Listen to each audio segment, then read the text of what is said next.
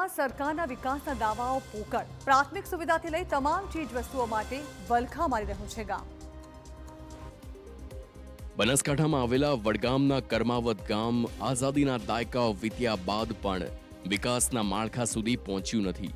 જલોત્રા ગ્રામ group પંચાયતને જોડતું કર્માવત ગામ આજે પણ પ્રાથમિક સુવિધાઓ જેવી કે પીવાનું શુદ્ધ પાણી, રહેવા માટે મકાન અને 2 સમયના ભોજન માટે વલખા મારી રહ્યું છે।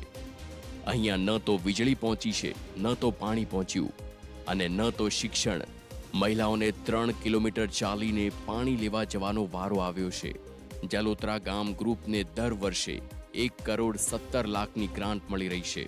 પાણી અત્યારે આ કૂવા ઉપરથી ભરો, પણ અત્યારે આ શિયાળો ને ઉનાળો આવે એટલે પાણી જતું રહે। તે પછી પાણી જતું રહે એટલે પછી આ બોરો ઉપરથી જઈને સાહેબ પાણી અમે લાવીએ।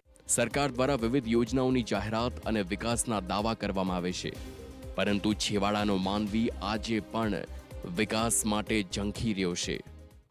કરીને અમને તમામ જે વીજળીની વાતો હોય, પીવાના પાણીની વાતો હોય, રોડ રસ્તાની વાતો હોય, પ્રધાનમંત્રી આવાસની યોજનાની વાતો, તમામ સગવડો અમને મળે। જે લોકો આ જે વેદના ભોગવી રહ્યા છે એ વેદનામાંથી, યાતનામાંથી અમને મુક્ત કરે, એવી અમારી આ મીડિયાના માધ્યમથી સરકારશ્રીમાં અમારી માંગ અને અમારી માંગણી છે। ત્યારે સમગ્ર મામલે વડગામના તાલુકા વિકાસ અધિકારીનું કહેવું છે કે વન વિભાગના તાબા હેઠળ આવતી જમીન પર વસવાટ કરતા લોકોને સમજાવીને ગ્રામ પંચાયતમાં સ્થળાંતર કરવા પ્રયાસ હાથ ધરવામાં આવશે।